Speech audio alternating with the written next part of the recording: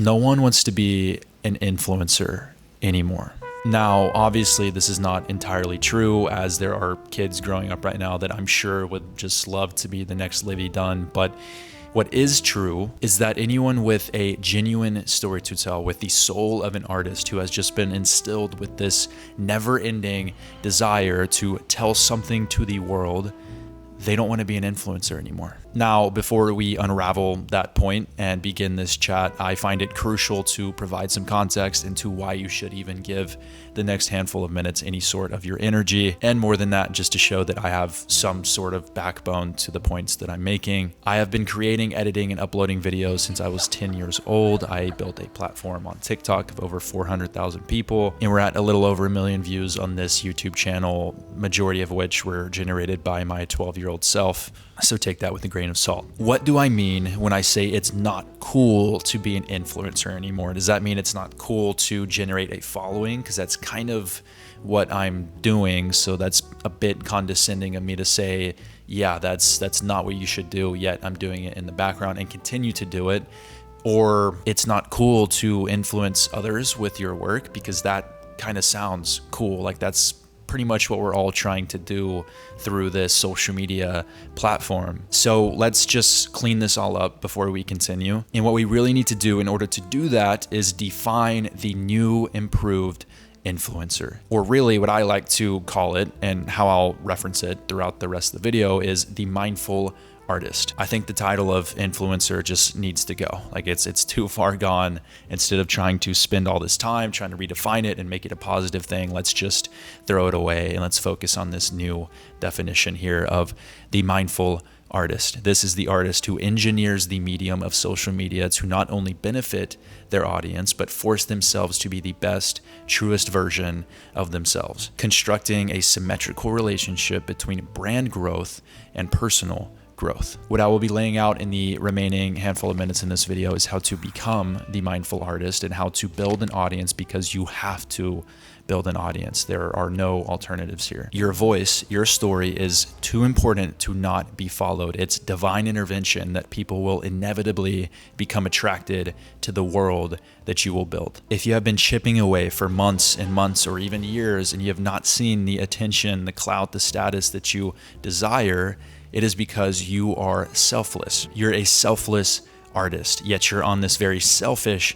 path. You have been using the light of the old influencer model to light the way of where you are going. I want followers. I want more hits. I want more attention. I want more eyes on me. I want more likes, more validation. Of course, that's not going to work out. Like, what a mundane purpose to create solely for vanity. That's why I say, and I lead this conversation with the statement that any true artist is not cut out for this old influencer journey. You're cut out for a very unique niche world in which you can freely tell the story that you want to tell. So when you decide to create and share those creations online, even without realizing it, you are building a world that anyone scrolling can choose to enter, a world that is governed by you. I think it's good to be mindful when creating. I also think it is good to almost be ignorant to an extent and have this ready, fire, aim mentality where you're just spamming and throwing out whatever you make, like making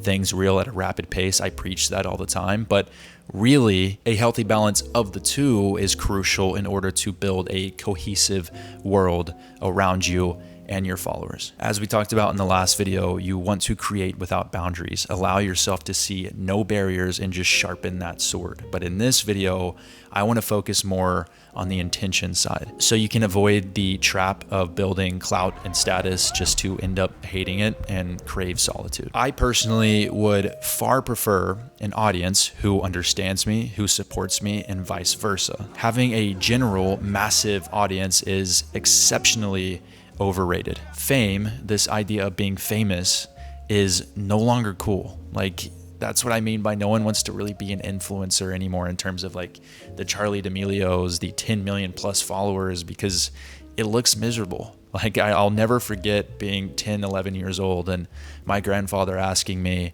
what do you want to be when you grow up? Like, what do you want to do with your life? And I sat there very confident and told him, I want to be famous. I want to be a celebrity. I want to be an actor. I want to be in Hollywood. I want to have all the eyes on me. And he looked at me with these eyes of just confusion and just being dumbfounded, like genuinely, and told me, why would anyone want that? Why would anyone want to be famous? That sounds terrible. That sounds like a curse, to have eyes on you 24/7 and to have that pressure on you and to be governed by other people. The new influencer, the mindful artist, craves intimacy, authenticity, a small, simple world where they are free to create what they wish, obtaining a pocket in the ether and operating there and there only. And keep in mind, when I say a small, simple world, I don't mean like 1,000 followers. Like, small followings now are hundreds of thousands of people, million plus. Like, you can have a very niche audience and a exclusive brand and still have plenty of followers. Like, I'm not gonna teach you how to just get close to no followers, I promise you. When you build your world, think symmetry. Know who you are, know where you wish to go, because content can be a beautiful vessel to get you there faster than you could ever imagine. I personally have met the most incredible people who are permanently a part of my life in my inner circle through that vessel. I've experienced breathtaking moments around the world through that vessel. I've traveled to places that I could only dream of when I was a kid through that vessel. From building a world in which these things in my actual life could be attracted. It was a symmetrical thing. Say I just posted to post and I just really wanted clout. I really wanted attention on me. So I just got famous, like dancing with my shirt off. The people, the places, the experiences that inevitably would be attracted to that world would not be the people and places and experiences that I actually wanted. There would be a misalignment issue there. And all the things that I actually genuinely wanted would be repelled from that world that I built, therefore defeating the purpose of going down this pathway in the first place. I would be living a shadow life, sacrificing pretty much everything just for vanity, just to be an influencer. Those artists who are creating inspired work that you respect, that you would like to be in the same room as, will look at you as someone they don't feel connected to. And that's heartbreaking. Like, you're capable of being in the same room as these people. You're capable of creating to the level that they do, yet you sacrifice that. You didn't want to go down that path. You went down a different one.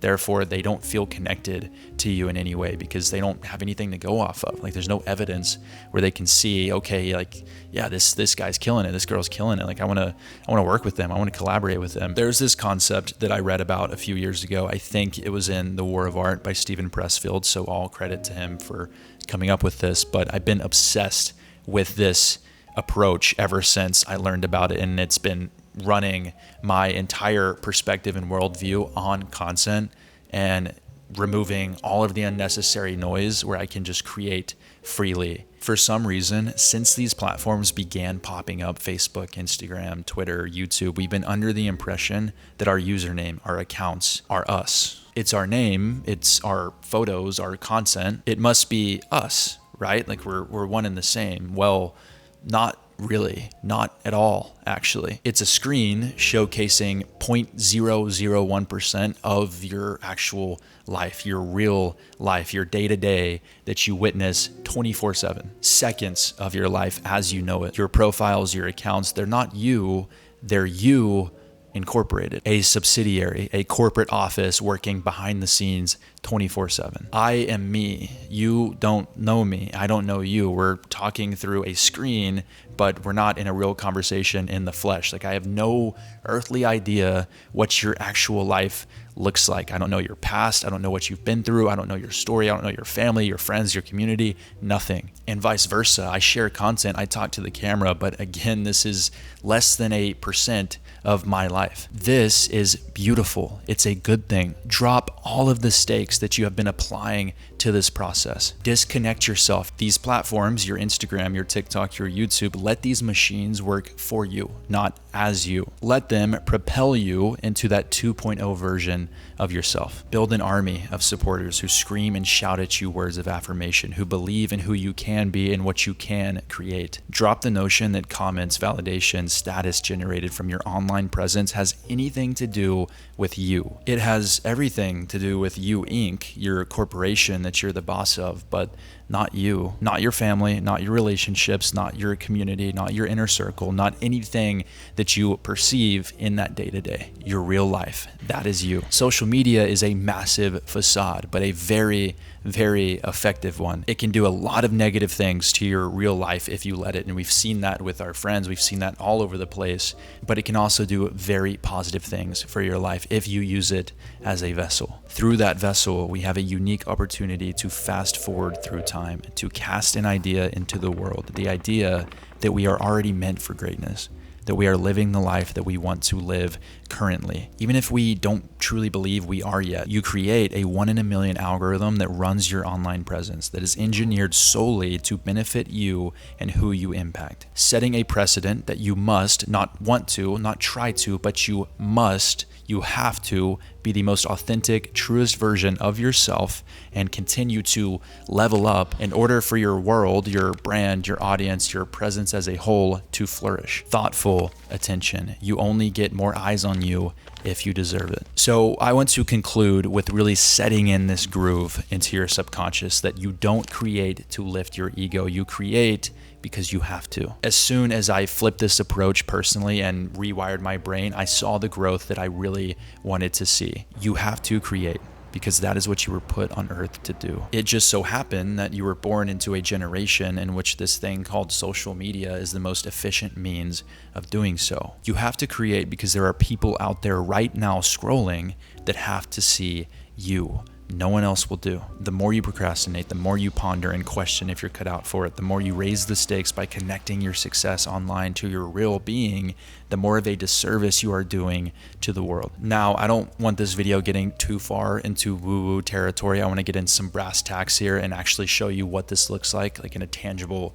way, how you can grow and build that world and get people to start following you that you really want in your audience. So this is the blueprint to becoming the mindful artist and building your one-of-one world. First, architect it. If you were given 1 million followers right now, it was just gifted to you, what would you say to this following? Why do you need that platform? Why do you need that audience? What would this do? And how would it benefit your actual life, your actual day-to-day? These are the questions that you have to become aware of to get rid of this blind pursuit of vanity and fame and becoming the old age influencer. What really helps me is just throwing in visuals from creators or just people that I selectively consume content from. People who live lives in which there are certain facets that I want to take and emulate in my own. So in the last video, we talked about building this mood board for your content and really shaping everything you want to see from your platform in terms of content.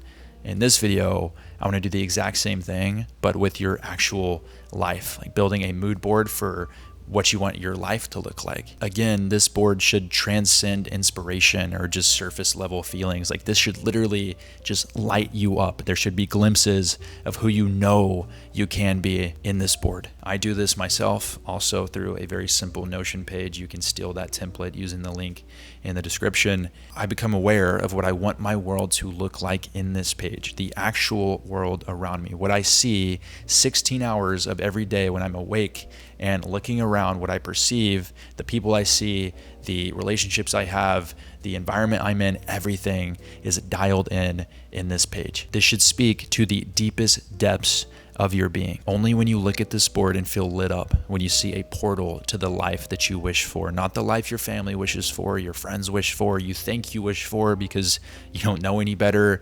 Like there should be zero images of cars or houses or things that are very surface level. Like they don't connect to any deeper level than just that would be really cool to show off, because that's not for you.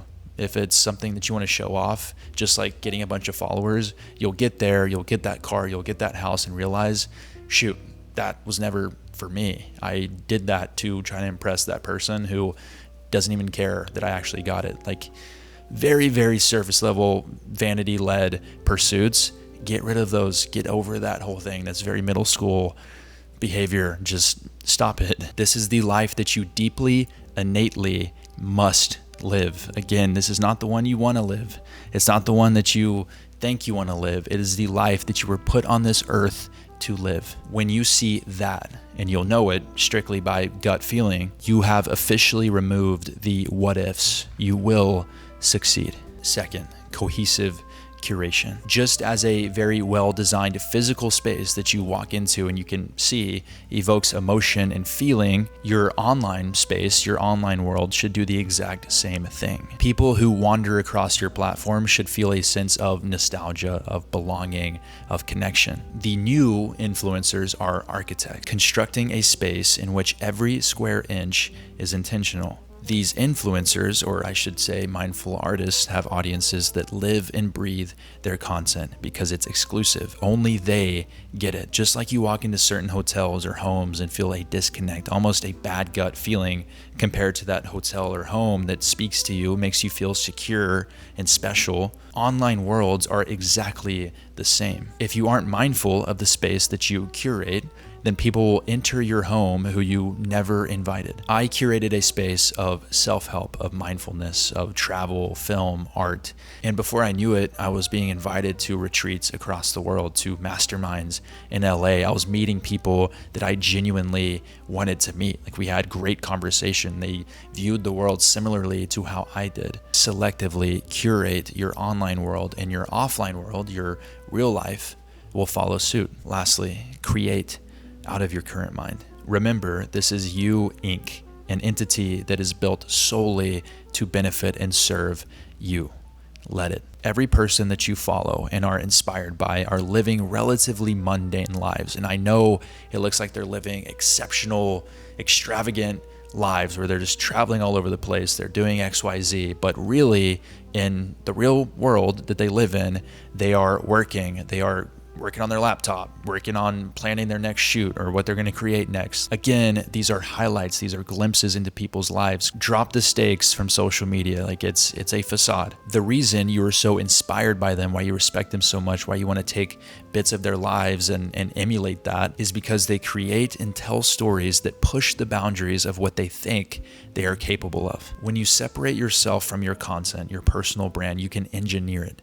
Look at it objectively and post without boundaries. You don't have to undersell yourself anymore. You can oversell yourself. You can create out of your current mind. Post highlights, post bits of content that signify you are a different person, a different, better creator. You are that person who lives in that world that you already architected in that last step. If everyone is viewing, following, and engaging with this person that you put on this account, that you're viewing on your screen, and you see that, oh, like, he looks like he's living that life that I want to live. He looks like he's creating certain bits of content that are really exceptional. Like, I didn't even know I was capable of that, but he is, aka you are. The whole world is cementing that you are that person. You are that creator. So who's to say that you're not? Architect your world, map it out, see it, feel it, and then curate a cohesive space to reach the people that you were meant to reach, and continue to create out of your current mind. This is the blueprint of the new, improved influencer, of the mindful artist. Take care, Landon.